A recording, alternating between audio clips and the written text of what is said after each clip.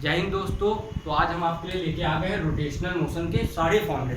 इससे पहले हमने लेक्चर किया जिसमें हम लोगों ने क्या कर रखा, क्वेश्चन सॉल्व किए। लेकिन कुछ बच्चे ऐसे होंगे जिनको फॉर्मूले में दिक्कत होगी, फॉर्मूले की वजह से क्वेश्चंस नहीं हो पा रहे होंगे, तो उनका सारा सोल्यूशन आज हम लेके आए हैं कि सारे फॉर्मूले एक साथ करेंगे। शुरुआत से स्टार्ट करेंगे, सेंटर ऑफ मास से आखिरी तक जाएंगे, मोमेंट ऑफ इनर्शिया सब कुछ करने वाले हैं। ठीक है, तो पहला आपका क्या है फॉर्मूला, आर CM। ये क्या है, सेंटर ऑफ मास और पोजीशन वेक्टर। ये सिंपल सी चीज। तो इसका फॉर्मूला क्या होता है, मान लो हमने दो मास ले लिए M1 और M2, तो उनके लिए होता है फॉर्मूला M1 R1 परपेंडिकुलर, मतलब ये आपका क्या वेक्टर, और प्लस लगा के M2 R2 perpendicular upon M1 plus M2। ये आपका फॉर्मूला रहता है सिंपल सा। ये है सेंटर ऑफ मास का फॉर्मूला, सारे लोग इससे वाकिफ हैं। अब देखो ये M1 M2 हमने मास लिया था, ये इसके लिए, ठीक है, दो मासेस के लिए।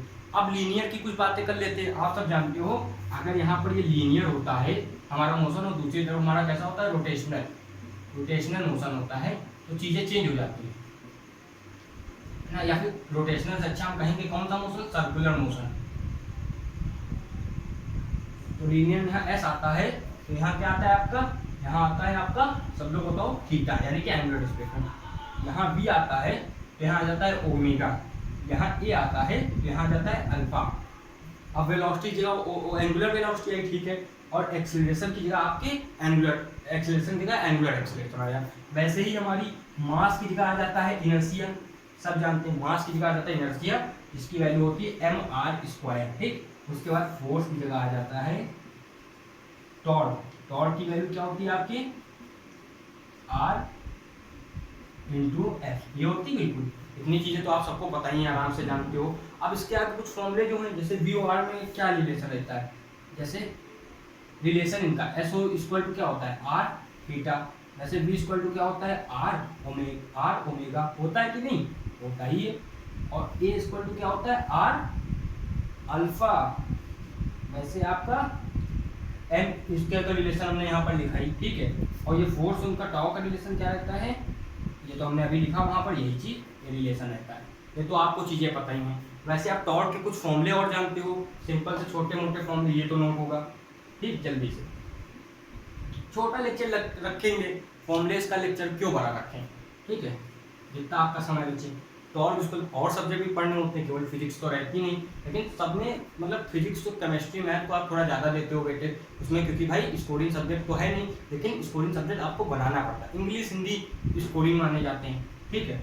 एक होता है इसका फॉर्मूला आपका, सब लोग बताओ, I ओमेगा। होता है कि नहीं, नहीं समझ में आ रहा कैसे आया, देखो मास की जगह इनर्शिया I अल्फा, तो मास की जगह इनर्शिया और एक्सीलरेशन की जगह एंगुलर एक्सीलरेशन, ऐसे फॉर्मूला ये वाला आता है।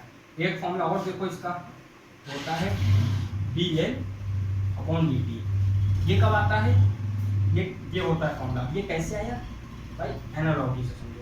एनालॉजी से अच्छी कोई चीज़ नहीं है कुछ भी समझने के लिए। तो dp/dt यहाँ से आया, देखो मिल रहा है। यहाँ ये क्या होता था, मोमेंटम की जगह आपका क्या आ गया, एंगुलर मोमेंटम। इस समय तो आप लोगों को कोई दिक्कत नहीं होगी। अब जो हमारी एक फेमस थ्योरम है उनको आप लोग जान लो, ठीक है। लेकिन उससे पहले काइनेटिक एनर्जी का फॉर्मूला क्या होता है बताओ। काइनेटिक एनर्जी अपना होता है हाफ, क्या होता है सब लोग बताओ, mv², ठीक है। लेकिन सर्कुलर या फिर रोटेशनल के होता है, रोटेशनल के लिए मेनली होता है हाफ m की जगह I, v की जगह ω²। ये होता है फॉर्मूला, ठीक बिल्कुल। वैसे काइनेटिक एनर्जी अगर पूछ लिया आपको प्लेन के लिए यानी कि रोटेशनल भी मोशन है और ट्रांसलेशनल भी मोशन है। मान लो ये पहिया है, ये गोल गोल भी घूम रहा है और आगे भी जा रहा है। ये जो ए वाला पॉइंट है, ये बी वाला पॉइंट जो है तो बी की जगह ही है, ए वाला पॉइंट आगे आ जाता है। ऐसा हम लोग ने पढ़ा है ना थ्योरी लेक्चर्स में, सबको याद है, जो थ्योरी लेक्चर्स देख के आए हैं उन्हें याद ही होगा, ठीक है। तो काइनेटिक एनर्जी प्लेन का होता है हाफ ब्रैकेट में I ω² और आपका mv², mv² भी आप देख सकते हो, ठीक है। ये होता है फॉर्मूला। अच्छे से समझ में आया कि नहीं, कोई प्रॉब्लम हो बताओ। फॉर्मूले याद कर रहे हैं, देखो फॉर्मूले हम लिखा भले रहे हैं लेकिन तरीका भी बता रहे हैं कि याद कैसे हो जाए, बिल्कुल एनालॉजी समझा रहे हैं।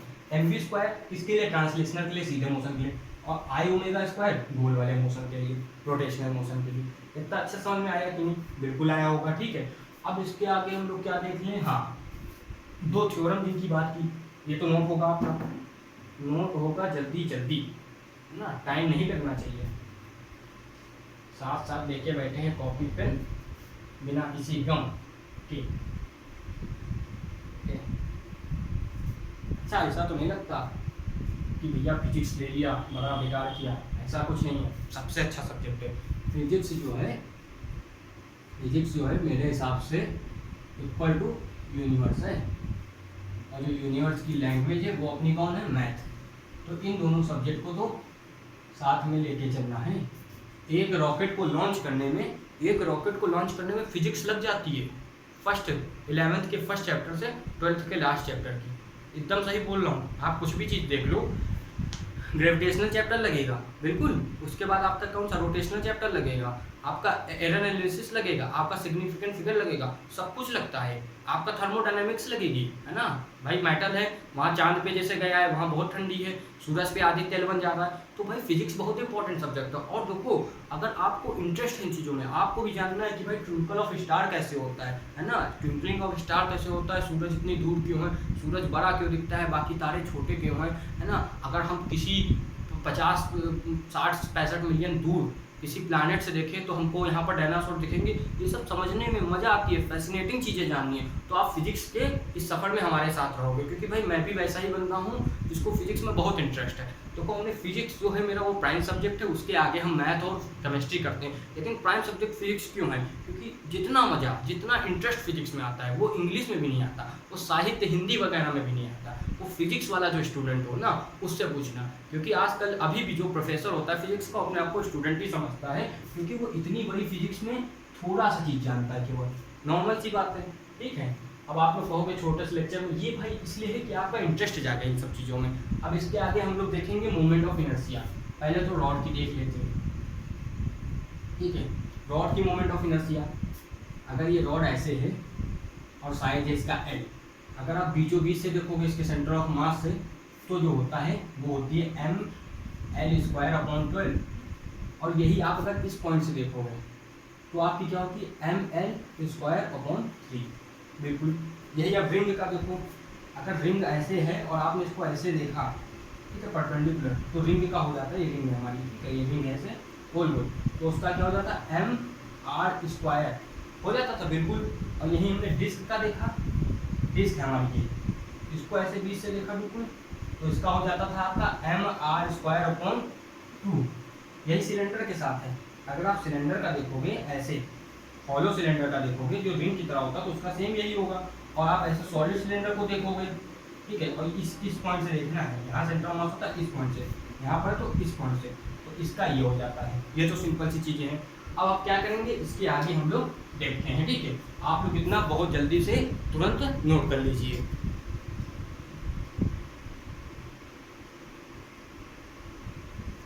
चलिए, तो अब आगे के देखते हैं क्वेश्चन, ठीक है, आप लोगों ने नोट कर लिया होगा। अब जैसे हमारे पास आ गया मोमेंट ऑफ इनर्शिया।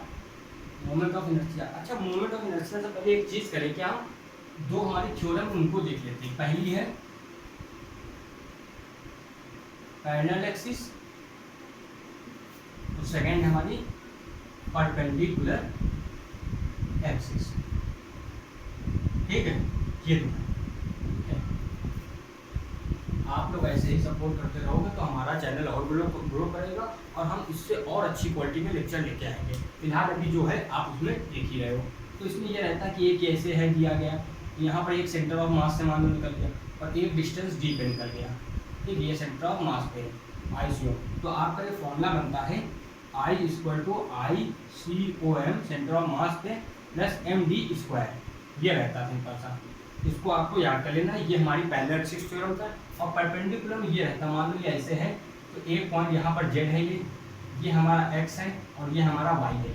ये ऐसे कुछ बनता है, यहाँ x रहता है, यहाँ y रहता है, ये बीच में Z बनता है। तो इनकी थ्योरम सिंपल सी है, IZ=IX प्लस IY। ये आपकी थ्योरम है। दोनों को आपको याद रखना है, बिल्कुल एकदम कंठस्थ करना है। ये नोट होगा, इसको तो जल्दी मिटा देंगे, इसका करने की जरूरत नहीं, ठीक है। इसको आप नोट किया आपने। अब इसके आगे आपसे क्या पूछ दिया, अब इसके आगे आपसे कुछ और पूछ रही है, वो इसे मान लो सिलेंडर है, सिलेंडर का अभी तक तो हमने इसके पैरेलली देखा। अब अगर परपेंडिकुलर पूछ दिया आपसे ऐसे तो क्या होगा, ऐसे पूछ दिया है तो सिंपल सा MOI होगा, यानी कि मोमेंट ऑफ इनर्शिया होगा। सिंपल सा, कुछ नहीं है, half ml square 12 upon plus लगा क्या r स्क्वायर अपॉन 4, ये होगा सिंपल सा। इसमें तो कुछ भी नहीं है। अब आपसे अगर स्फीयर का पूछ दिया, दो तरह के, एक अपना सॉलिड, एक अपना लिक्विड, नहीं एक अपना हॉलो, ये हॉलो है, ठीक। तो सॉलिड का होगा आपका, ये सॉलिड है अपना। तो सॉलिड का क्या होगा, सिंपल सा, अगर ये ऐसे निकल रहा है तो सॉलिड का होगा 2.5 का, ये r रेडियस का है, mr स्क्वायर। अब इसका होगा 2/3 mr स्क्वायर। ये आपको बिल्कुल समझ में आया कि नहीं, इसमें कोई दिक्कत नहीं। अब हमारा आ गया प्लेन। प्लेन का हम लोग देख लेते हैं, सिंपल सा प्लेन। ये तो नोट हुआ होगा, जल्दी जल्दी नोट करो, जल्दी जल्दी, ठीक सब नोट होता जा रही है एकदम ठीक। अब ये प्लेन, ये प्लेन है। अगर ये प्लेन का ऐसे पूछे आपसे, ये मान लो लेंथ है l ना, और ये कितनी आपकी b, और अगर ऐसे पूछे और एक पूछते परपेंडिकुलर ऐसे, तो तीनों का लिखो, आई एल का लिखो ml स्क्वायर अपॉन 12, आई बी का लिखो, आई बी को नहीं वेल्जस भी वाला, आई बी का mb स्क्वायर अपॉन 12, ठीक है। और दोनों को मिक्स करके लिख दो, आई परपेंडिकुलर का आई आर का हो गया half ml square upon 12 plus mlb square upon 12 हो गया, ठीक। सारे फॉर्मूले हमने किए लगभग, ठीक है, जितने होने थे सब किए। आपको ये सबको नोट किया होगा, नोट किया होगा तो अब याद करोगे, याद करोगे तो एक बार लेक्चर देख के काम हो जाएगा, है ना। अगर नोट्स बनाए नहीं हुए तो छोटा ही सा लेक्चर है, दोबारा आ जाना, कोई गम नहीं है, ठीक है। लेक्चर्स में आओगे हमारा वॉच टाइम बढ़ाओगे, कोई उसमें प्रॉब्लम नहीं है। बाकी आप लिखोगे कैसा लगा लेक्चर, जब तक के लिए थैंक यू। अब हम लेने वाले हैं विदा आपसे, ठीक है। शाम के आपके बज रहे हैं कितने, 7:20, और हम ये लेक्चर अब ख़त्म करने वाले हैं। पढ़ाई करते रहिए, मौज करते रहिए। फिजिक्स पढ़ोगे तो मौज रहेगी, जितना इंटरेस्ट फिजिक्स में है किसी सब्जेक्ट में नहीं है, ठीक है। अब इसके बाद हम जा रहे हैं, हमारे यहाँ सुंदरकांड है, उसको पढ़ने। आप लोग पढ़ाई करते रहिए, सबको जब तक के लिए पढ़ाई करते रहिए। All the very best. जिसका एग्जाम है CBSE वगैरह का, उसको ऑल द वेरी बेस्ट। और चैनल को शेयर जरूर करना, जैसे हमारी मतलब पहुंच बढ़े। देखो मैं पता क्या, ट्यूशन भी पढ़ाता था, कोचिंग भी पढ़ाता था, वो अभी नहीं पढ़ा रहा हूँ क्योंकि उसमें लिमिट होते हैं बच्चों की। हमने इसको चूज़ किया, इसमें कोई इंटरेस्ट नहीं है, मतलब इसमें पैसे वाला कोई इंटरेस्ट नहीं है। इसमें केवल इंटरेस्ट ये है हमारा कि मैं भी जो मतलब मुझको जितनी फिजिक्स आती है, जितनी केमिस्ट्री आती है, मैथ आती है, वो कितने बच्चों तक पहुँचा पा रहे। हमको रीच ये चाहिए कि बहुत ज़्यादा बच्चों तक पहुँच पाए, ठीक है। अपने देखो अभी अपनी भी ज़्यादा एज नहीं है, लेकिन ये कि एज से आप नॉलेज का वो नहीं कर सकते कभी भी, ठीक है। एज तो बहुत लोगों की बहुत कम होती, स्वामी विवेकानंद की, तुलसीदास की, सबकी कितनी कम थी, लेकिन वो बहुत ऊपर तक गए। तो आपको कॉन्फिडेंस ये बना के रखना है। तब तक के लिए पढ़ाई करते रहें। All the very best. जय हिंद।